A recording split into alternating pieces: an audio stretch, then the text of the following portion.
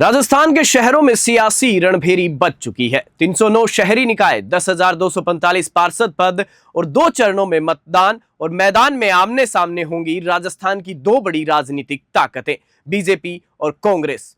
नमस्कार, आप देख रहे हैं रोशन भारत टुडे और मैं हूं आपके साथ अखिल। जी हां, मैं आपको बता दूं कि राजस्थान में जो शहरी निकाय के चुनाव है उनका बिगुल बज चुका है, लेकिन सवाल सिर्फ इतना नहीं है कि कौन कितनी सीटें जीतेगा। सवाल यह है कि राजस्थान के शहरों की जनता किसे अपनी सरकार सौंपेगी। और उससे भी बड़ा सवाल, क्या इन निकाय चुनाव का असर आने वाले विधानसभा चुनाव की सियासत पर भी पड़ेगा? क्योंकि इस बार का चुनाव सिर्फ नगर निगम, नगर परिषद और नगर पालिका की कुर्सी का चुनाव नहीं है, ये चुनाव है शहरी राजस्थान पर राजनीतिक पकड़ मजबूत करने का। कहानी शुरू होती है 20 अगस्त से। राज्य निर्वाचन आयोग ने नगरीय निकाय चुनाव के कार्यक्रम का ऐलान कर दिया और ऐलान होते ही 309 नगरीय निकायों में आदर्श आचार संहिता लागू हो गई। यानी अब शहरों में चुनावी माहौल पूरी तरह बन चुका है। पहले चरण में 9 सितंबर को मतदान होगा, दूसरे चरण में 11 सितंबर को वोट डाले जाएंगे और फिर 14 सितंबर को आएगा जनता का फैसला। लेकिन कहानी यहीं खत्म नहीं होगी, क्योंकि नतीजे आने के बाद शुरू होगा शहरों की सत्ता का असली खेल। 21 सितंबर को निकाय प्रमुखों का चुनाव होगा, यानी मेयर, सभापति और नगरपालिका अध्यक्ष।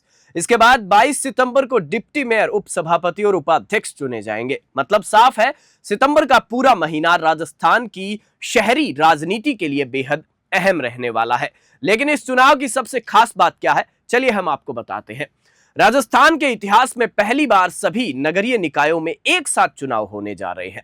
सरकार की एक प्रदेश एक चुनाव की पहल की दिशा में इसे बड़ा कदम माना जा रहा है। इस बार प्रदेश के 10 नगर निगम, 51 नगर परिषद और 248 नगर पालिकाओं में चुनाव होंगे और कुल 10,245 पार्षद पदों पर जनता अपना फैसला सुनाएगी। लेकिन यहां एक बात समझना बेहद जरूरी है।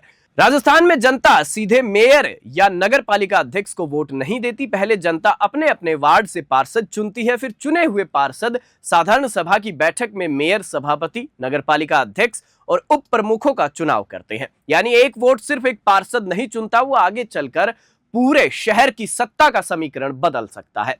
अब आते हैं असली सियासी मुकाबले पर। बीजेपी बनाम कांग्रेस। सत्ता में बीजेपी है और इसलिए शहरी निकाय चुनाव बीजेपी के लिए सिर्फ चुनाव नहीं, साख की लड़ाई भी है। बीजेपी के सामने चुनौती होगी कि सरकार में रहते हुए उसने शहरों के लिए जो काम किए हैं उन्हें जनता के सामने किस तरह रखा जाए। शहरी क्षेत्रों में अपनी पारंपरिक पकड़ को बरकरार रखना और ज्यादा से ज्यादा निकायों में अपना बोर्ड बनाना बीजेपी के लिए बड़ा लक्ष्य होगा।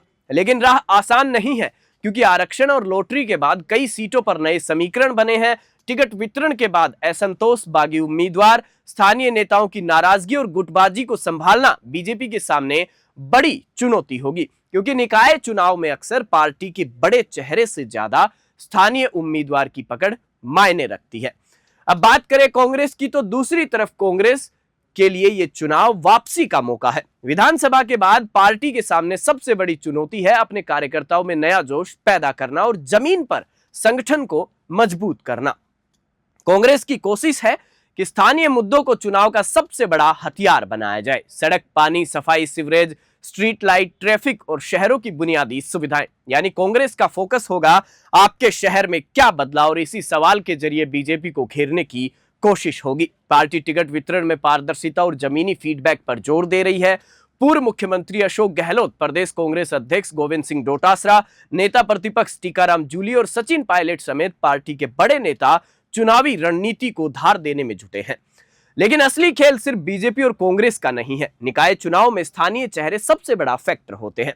किस उम्मीदवार की अपने वार्ड में पकड़ है, कौन लोगों के बीच लगातार मौजूद रहा, किसके खिलाफ नाराजगी है, किसके पास मजबूत कार्यकर्ता है और कौन सा बागी किसी बड़े दल का पूरा गणित बिगाड़ सकता है। यही छोटे छोटे समीकरण 309 शहरों में बड़ा राजनीतिक बदलाव ला सकते हैं। और अब सबसे बड़ा सवाल, क्या ये चुनाव सिर्फ शहरों की सरकार का बनाएंगे या आने वाली विधानसभा चुनाव की पटकथा भी लिखेंगे? क्योंकि नगर निकाय चुनाव राजनीतिक दलों के लिए एक तरह का टेस्ट भी होता है। यहां से पता चलता है कि कौन सा संगठन जमीन पर मजबूत है, किस पार्टी के कार्यकर्ता एक्टिव है और जनता कहां नाराज है। और कहां पार्टी की पकड़ कमजोर हो रही है। अगर बीजेपी बड़ी जीत हासिल करती है तो उसे शहरी राजस्थान में अपनी पकड़ मजबूत होने का बड़ा संदेश मिलेगा, और अगर कांग्रेस कई बड़े शहरों में वापसी करती है तो यह उसके लिए राजनीतिक रूप से बड़ा बूस्टर साबित हो सकता है। यानी मुकाबला सिर्फ 10,245 पार्षद पदों का नहीं, मुकाबला है साख का, मुकाबला है संगठन का, मुकाबला है शहरों की सत्ता का, और शायद मुकाबला आने वाले विधानसभा चुनाव की जमीन तैयार करने का भी है। अब तारीखें तय हैं, 9 सितंबर पहला चरण, 11 सितंबर दूसरा चरण, 14 सितंबर जनता का फैसला और फिर 21-22 सितंबर शहरों की सत्ता का अंतिम समीकरण।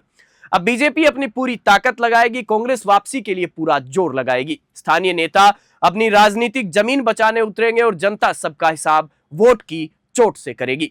309 शहर, 10,245 पार्षद पद, हजारों उम्मीदवार और करोड़ों उम्मीदें, लेकिन अंत में ताज किसके सिर सजेगा? बीजेपी का, कांग्रेस का, या कोई तीसरा खिलाड़ी पूरा खेल ही पलट देगा?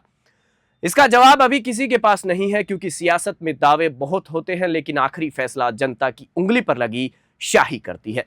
इस खास रिपोर्ट में फिलहाल इतना ही। आप देखते रहिए रोशन भारत टुडे।